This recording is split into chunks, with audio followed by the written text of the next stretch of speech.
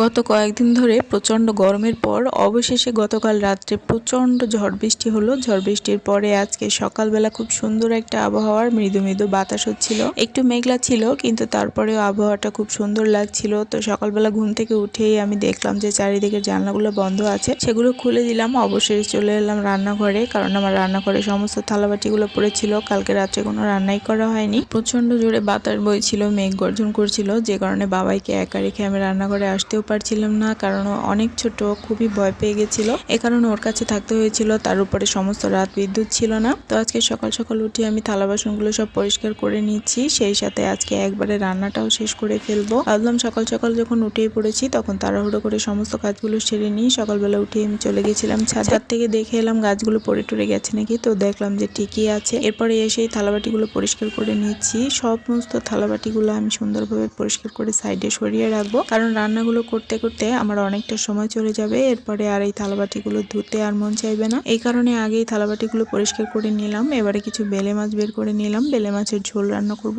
একদম পাতলা করে, এটুকুই পড়েছিল, এই জন্য সবটুকুই বের করে নিলাম। এবারে সুন্দরভাবে বেসিং টেসিং পরিষ্কার করে নিয়ে রান্নাঘরে চুলাটা মুছে নিচ্ছি। সকালবেলা চুলা মুছে এরপরে চলে গেলাম ফ্রিজে। ফ্রিজ থেকে কয়েকটা পটল ছিল, বের করে নিয়ে আসলাম। পটলগুলোর গায়ের খোসা ছাড়িয়ে নিচ্ছি। এবারে কেটে সাইড থেকে আমি এভাবে একটু পাতলা করে কুচি কুচি করে নিই, যাতে করে ভাজার সময় খুব সুন্দরভাবে ভেতরটা সেদ্ধ হয়ে যায়। আর ভেতরটা যদি খুব সুন্দরভাবে সেদ্ধ না হয় তাহলে আমার বাচ্চাটা খেতে চায় না, এই কারণে এই পদ্ধতিটা আমি মূলত অবলম্বন করি। তো এই তো আপনাদের সাথে কথা বলতে বলতে আমার কাটাকুটি কিন্তু একদমই শেষ। এবারে চাল নিয়ে নিচ্ছি। আমি আজকে একটু ভাত বেশি করেই করব, কারণ অনেক সময় দেখা যায় প্রায় দিনই রাত্রেবেলা রান্না করা হয় না। দুপুরে খাওয়ার পর যে কটা ভাত থাকে ভাতে জল দিয়ে রাখলে ওই ভাতটাই রাত্রেবেলা দুজন ভাগাভাগি করে খাওয়া হয়, আর বাবাই অল্প স্বল্প ওর জন্য কিছু করে দেই। ভাতের চালটাকে খুব সুন্দর করে ধুয়ে নিয়ে এবার পরিমাণ মতো জল দিয়ে দিচ্ছি, কারণ ভাতে আমি একটু বেশি জল দিই, না হলে আমার মনে হয় ভাতটা একটু আঠালো হয়ে যায়। ভাতটা ঝরঝরে না হলে আমার বাসায় কেউই খেতে চায় না। এরপরে পটলটাকে ধুয়ে নিলাম। এবারে পটলে হলুদ লবণ মাখিয়ে নিচ্ছি। আমি কোনো রকম মরিচের গুঁড়া দিচ্ছি না, কারণ আমার ছোট বাচ্চা আছে, ও ভাজি খেতে খুবই পছন্দ করে, এই কারণে। এবারে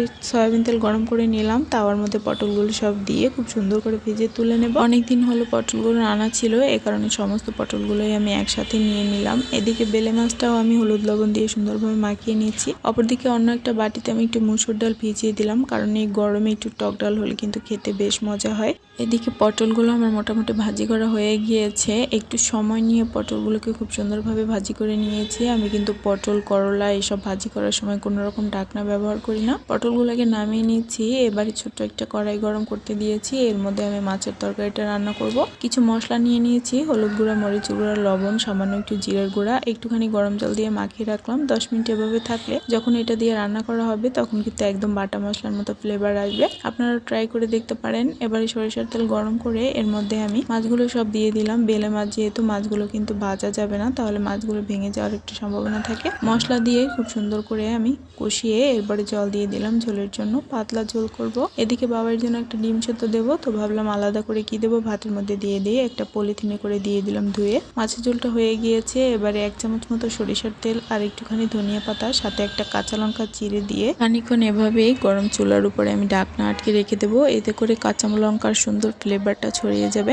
পাতলা করে মাছের ঝোলটা নামিয়ে নিয়ে এবারে ডালের মধ্যে একটুখানি লবণ দিয়ে আমি ডালটাকে সেদ্ধ বসিয়ে দিলাম। এদিকে ভাতটা হয়ে গেছে, ভাতের মারটা ঝেড়ে নিলাম। দেখো মাছের ঝোলটা দিতে কিন্তু খুব সুন্দর হয়েছে। এবারে ডালটাকে 3টে সিটি দিয়ে আমি নামিয়ে নিয়েছি। ডালটা অলমোস্ট সেদ্ধ হয়ে গেছে। এবারে আমি এখানে কড়াই নিয়ে নিয়েছি, কড়াইয়ের মধ্যে ডালটা দিয়ে দিলাম। এবারে ডালের মধ্যে আমি ডালের জন্য পর্যাপ্ত হলুদটা দিয়ে দিব, কারণ ডালে জল দেওয়ার পরে যদি হলুদ দেওয়া হয় তাহলে হলুদের গন্ধটা যেতে চায় না। অনেক সময় ডালটা কালো হয়ে যায়, এই কারণে সামান্য একটু সরিষার তেল দিয়ে এর উপরে হলুদটা দেওয়ার চেষ্টা করবেন। তেলের উপরে যখনই আপনি হলুদটা দিবেন তখন কিন্তু কোনোভাবে ডালটা কালো হওয়ার চান্স থাকবে না, বা ডালটা দেখতেও কিন্তু অনেক সুন্দর একটা কালার আসবে। এরপরে আমি পরিমাণ মতো জল দিলাম। জলটা অবশ্যই গরম জল হতে হবে। কয়েকটা কাঁচামরিচ, পরিমাণ মতো লবণ, আর এখানে আজকে আমি ডালটা জলপাই দিয়ে করব, এ কারণে 2টা জলপাই চিড়ে দিয়ে দিলাম। সাইডে বাবাই দাঁড়িয়ে দাঁড়িয়ে দেখছিল, কারণ ডালটা তার খুবই পছন্দের। ডাল রান্না করলে গন্ধ এসে যেখানেই থাকুক চলে আসে। 5 ফোড়ন দিলাম ফোড়নে। এবারে ডালটা দিয়ে খুব সুন্দরভাবে আমি 5 থেকে 6 মিনিট জাল করে নেব। ডালে লবণ একটু কম ছিল, এ কারণে আমি একটু লবণ দিয়ে দিলাম। ফোড়নের পরে যত জাল দেওয়া হবে ডালে, ডালটা কিন্তু খেতে তত ভালো লাগবে।